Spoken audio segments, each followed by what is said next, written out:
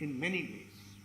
And many literary figures, many people in the spiritual world, many saints from West Bengal who have given direction to the country. If I talk about the social reformers, we find that the leaders have been from Bengal.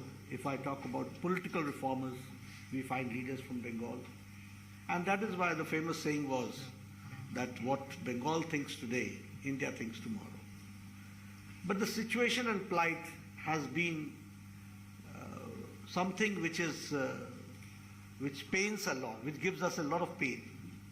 And it is very painful to understand what is happening in West Bengal.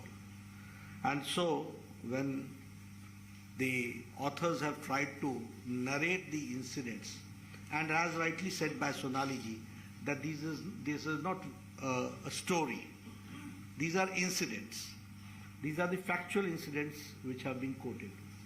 So when we go through all this, we find in what shape and in what condition Bengal is very painful, and we have to understand the basics which the present TMC, Trinamool Congress, and the Mamata Banerjee government is doing, that we have to understand. On one hand, we say that which is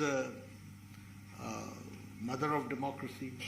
On the other hand, we find that the Mamata ji's style of functioning is to silence the opposition, to see to it that there is no opposition. And for that, all types of activities, all types of initiatives she takes in the government to see to it that the opposition is silenced. And when I talk about, I always say that Bhavishyater Bhoot, a ghost of future, a film, where it talks about Mamata ji's style of functioning. So that is called off from the theatres. If I talk about Teen Kanya screening, which is more or less, which talks about the Park Street rape case, so that is also banned. If I talk about the cartoonist who was jailed, and if I talk about recently the Kerala story. Now, by banning such films, if I talk about the Kerala story, I would like to share with you. It is a very unique type of terrorism which is taking place. Very unique. You see, in terrorism you find bombs, you find pistols, you find automatic machines, you find sound, a lot of sound. But here terrorism is taking place where there is no sound. And it is a direct help to ISIS. ISIS. It is a direct help to ISIS. Yes. And it has got nothing to do with any religion. It has got nothing to do with any state. It is something which is related to the nation, and it is related to world at large. You see, people are going to ISIS from Australia, people are going from England, people are going from France, from Europe, from America. So it's a world terrorist problem. But here in India, we, the champions of democracy, try to ban the film, which speaks how things are going on. And I have also felt, even the Kerala ex-chief minister has shown his concern. Even one of the justices of, Mr. Justice of Kerala High Court has shown concern. But Mamata ji is the champion, one of the champions, to ban this Kerala story, that we have to understand. Shyama Prasad Mukherjee, we all know. And I, coming from as the national president of Bharatiya Janata Party, it becomes my responsibility to share with you that what he thought about democracy and what he thought about the ethos of India, and what he thought how the democracy should function. He said in the Parliament on 6 December 1950, I quote, "I have nothing to say against communist philosophy as such.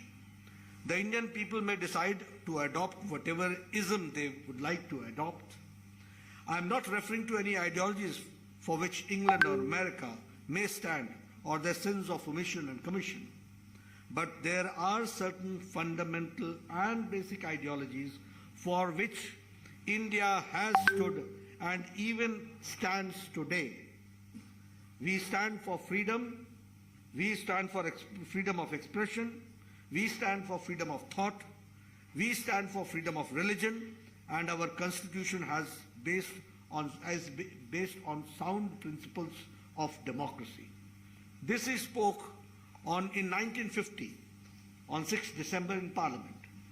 That means the founding fathers of the constitution were very clear about it, that how we have to protect democracy and how we have to see to it that the democracy is on a very solid ground and it is not intimidated or taken for a ride or something of that sort. But yes, he again says that India will not therefore and cannot accept the principles attached to totalitarian and dictatorship. So we have rejected this totalitarian society, dictatorship society. इसको हम लोगों ने reject कर दिया और democracy के sound ground पर constitution के आधार पर हम लोगों ने खड़ा करने का प्रयास किया है. लेकिन जो घटनाएं घटती हैं वो घटनाएं अपने आप में बहुत ही चिंताजनक है and it is really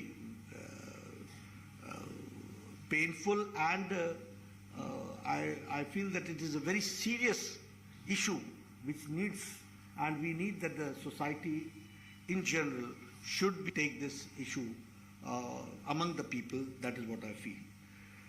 When I talk about Bengal violence, मैं बैठा मैंने अमित से बोला कि मुझे आप बंगाल के वायलेंस के बारे में बता रहे हो, मैं तो खुद सबसे पहला भुक्तभोगी तो मैं ही हूँ. I am the first. When the campaign started, the first day, the first attack was on me when I was going to Diamond Harbour. और देखिए, मतलब आपसे मैं शेयर करना चाहूँगा कि किस कोल्ड ब्लडेड तरीके से ये एक्टिविटी होती है. Everybody knows about my security also. I was well secured. Right hand side में बसें लगा दी जाती हैं लाइन से, so that no vehicle can overtake. मेरे सामने एक बस लगा दी जाती है, उसको स्लो किया जाता है, उसके पीछे मेरी गाड़ी होती है और इसके बीच में मेरी सिक्योरिटी की गाड़ी, वो उसको बस वाला आगे पहले निकलने देता है, फिर बीच में घुसाता है, so that they can also not come and protect me. And close range से फिर मेरे पर अटैक होता है. Had there not been a bulletproof vehicle, which they did not anticipate actually, और मेरे सिवाय सारी गाड़ियां तोड़ी जाती हैं, सभी इंजर्ड होते हैं, तो मैं तो इसका भुक्तभोगी हूं. मैंने तो देखा. And if this can happen with me, what is the common man's plight. मैंने उस दिन यही तो पूछा ममता जी से कि अगर यह स्थिति आप और आपके पूज्य भतीजे मेरे साथ करते हैं तो आप कॉमन मैन के साथ कैसे बिहेव करते होंगे. इसका ये एग्जाम्पल तो मुझे बताने की कोई जरूरत नहीं है. रिजल्ट्स आने के शाम को ही हमारे ऑफिसेस जलने लग गए और मैंने उसी समय समझ लिया कि इनको ये बदला लेंगे और यह नहीं, इनको यह पसंद नहीं आया कि कोई पार्टी इतनी तीव्र गति से बढ़कर आज 77 एमएलएस तक पहुंच गई एक ही लीप में. This they have not been able to digest और ये अटैक होगा. और मैंने प्रधानमंत्री जी से बातचीत की, हमारे सीनियर लीडर्स से बातचीत की और मैंने कहा I would like to go to West Bengal and prime minister said that you should go and I visited those places. मैं क्या नरेट करूं आपको, एक ही इंसिडेंट सिर्फ नरेट करता हूं. एक लड़का है अभिजीत सरकार, उसका डेस्क से 30 मिनट्स बिफोर का वीडियो, 30 मिनट्स या 1 hour, where he is crying. उसके पेट को मार दिया गया है और वो प्रेग्नेंट थी. उसके पपी को निकाल करके मारा गया है, उसको देख करके वो रो रहा है और वो कह रहा है कि आमी बचबो ना, हम बचेंगे नहीं. एमएलए और उनके जो हेंचमैन है वो हमको समाप्त करेंगे. और उसकी डेथ होती है, उसको मारा जाता है और उसका वीडियो वायरल भी हुआ, सब लोगों ने देखा भी। और आप मेरी स्थिति सोचिए कि मैं उसी घर के नीचे वाले कमरे में उसकी माँ को संतावना दे रहा हूं और माँ बोल रही है कि मेरा बच्चा भाग गया है, उसको बताया नहीं गया है कि ही इज नो मोर।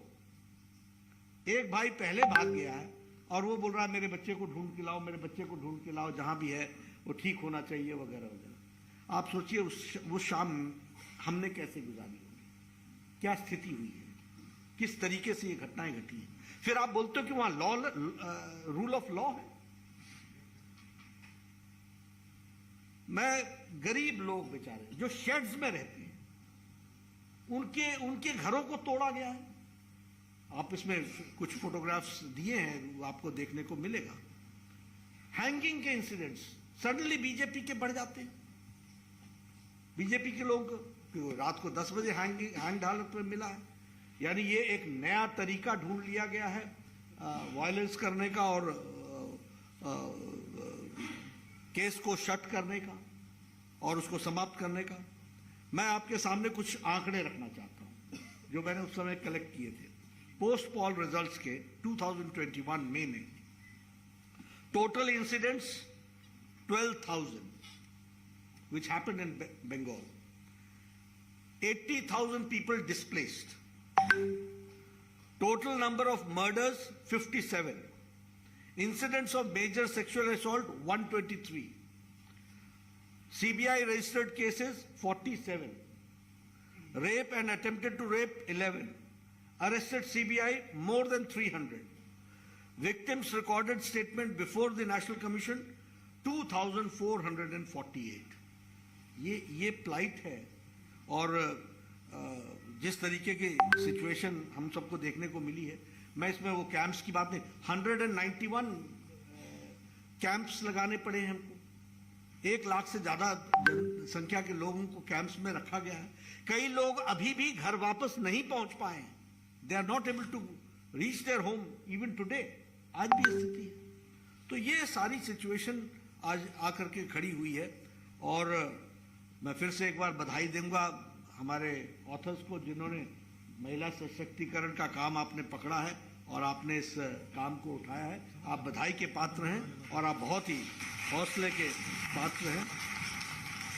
और ये डेमोक्रेसी इन कोमा की किताब जो है वो सब लोगों को पढ़नी चाहिए, जानना चाहिए।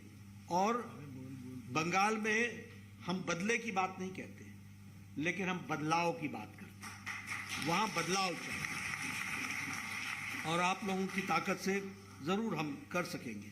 आप देखिए वहाँ हाई कोर्ट के ऑर्डर पर SIT बैठी, 7,000 केस रजिस्टर हुए and 550 cases have been taken by SIT। What is the ये लॉलेसनेस का और ये स्टेट मशीनरी का क्रम्बल डाउन नहीं तो और क्या है। ये स्थिति आकर के खड़ी हुई है। और जैसा कि अभी सोनाली जी ने बताया था कि माँ माटी मानुष की बात करने वाले, न माँ बची न माटी बची और मानुष तो रहा ही नहीं बेचारा, तो जो उसकी हालत हुई है। आप देखिए, मैं अगर आपके साथ चर्चा करूं, नेशनल क्राइम रिकॉर्ड ब्यूरो की तरफ से जब हम चर्चा करते हैं तो crime against women in West Bengal is 74.6%. If I talk about it, it is on the top on acid attacks. West Bengal सबसे ज्यादा एसिड अटैक में। उसी तरीके से हीनियस क्राइम में against women of 18 to 30 years, ये उसमें Bengal is first. 4th highest number of dowry deaths, ये बंगाल की स्थिति है जो हमको समझनी चाहिए।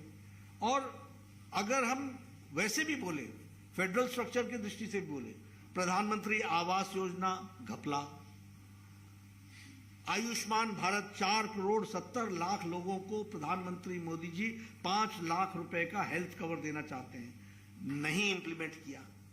Deprived, what is the number? 4,70,00,000 people. Who are दे?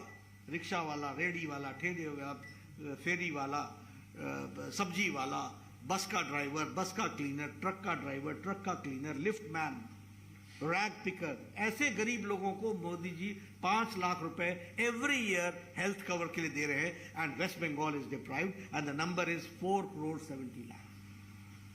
ये स्टेट है, ये स्थिति है। उसी तरीके से पोषण का फंड डाइवर्ट कर देते हैं। मनरेगा का फेक जॉब कार्ड्स के तहत एक बहुत बड़ा स्कैम होता है और गवर्नमेंट ऑफ इंडिया को यूटिलाइजेशन सर्टिफिकेट नहीं दिया जाता है। फिर ममता जी ये भी चिल्लाती हैं कि हमारे साथ अन्याय हो रहा है। तुम पैसे का हिसाब न दो, हैं? आप यूटिलाइजेशन सर्टिफिकेट न दो, आप भारत के कानून को ना मानो और फिर ऊपर से बोलो कि हमारे साथ अन्याय होता है। जितना वेस्ट बंगाल को हम लोगों ने देने का प्रयास किया है और जितना मिस यूटिलाइजेशन हुआ है, प्रधानमंत्री गरीब कल्याण अन्न योजना में भी आप सबको मालूम है कि बहुत बड़ा उसमें भी गड़बड़ी हुई है। तो ये सारी चीज़ें वहाँ पर हुई हैं और ये सब हमको देखने को मिला है। मैं एक ही बात कहूँगा कि सच में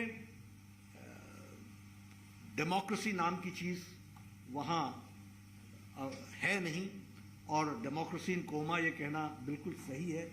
ये सही शब्द का उपयोग है, प्रयोग है।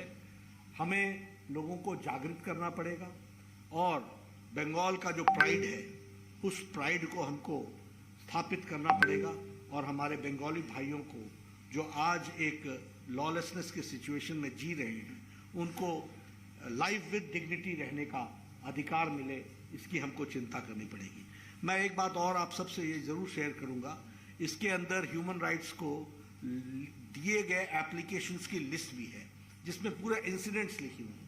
मैं चाहूँगा बाकी आप पढ़ें सो पढ़ें, लेकिन उसको ज़रूर पढ़ें कि किस किस ने के साथ क्या क्या घटनाएं घटी हैं, कैसे टीएमसी के कार्यकर्ता बिहेव किए, कैसे लोगों के साथ अमानवीय व्यवहार किया गया, कैसे लोग महीनों तक घर में डर कर दुबक करके रहे, कैसे महिलाओं को और बच्चियों को बारंबार सेक्सुअल असॉल्ट किया गया है और कैसे उनको धमकाया गया है और कैसे उनको कहा गया है कि पुलिस के पास जाओगे तो बचोगे नहीं। ये factual, these are all records जो नेशनल ह्यूमन राइट्स कमीशन के पास हैं। इसको हमको इसमें ऑथर्स ने शेयर किया है। हमको पढ़ना चाहिए, देखना चाहिए, जानना चाहिए और बीइंग रिस्पॉन्सिबल सिटीजन। और आप सब इस ऑगस्ट गैदरिंग में जो आए हैं, आप सब लीडर्स हैं, आप सब इन्फ्लुएंसर्स हैं, आपका समाज में एक स्थान है। आप ज़रूर इन बातों को आगे रखिए। मैं फिर से आयोजकों को इसके लिए बधाई देता हूं और हमारे ऑथर्स को मैं बधाई देता हूं जिन्होंने ये प्रयास किया है। हम एक राजनीतिक दल के तरीके से तो हम इस लड़ाई को लड़ेंगे ही लड़ेंगे और हम इस लड़ाई को आगे तक ले जाएंगे, लेकिन आप लोगों ने, समाज के एक इंडिपेंडेंट वर्ग ने इसको legal level, legal consequence, legal remedy के साथ आपने इस लड़ाई को लड़ी है। मैं आपको बधाई देता हूं। कबीर जी, आपको भी बधाई देता हूं जिन्होंने बड़ी मेहनत के साथ। मैं जस्टिस MM कुमार जी को भी बधाई देता हूं जिन्होंने इस आवाज़ को उठाया है। और फिर से अंत में महिला शक्ति को नमन करते हुए हमारी ऑथर्स जिन्होंने इसको एक रूप दिया है और ये लड़ाई को अपने हाथ में लिया है, उनको भी मैं बधाई देता हूं और मुझे आपने आने का मौका दिया। I am really thankful to the organization. बहुत बहुत धन्यवाद।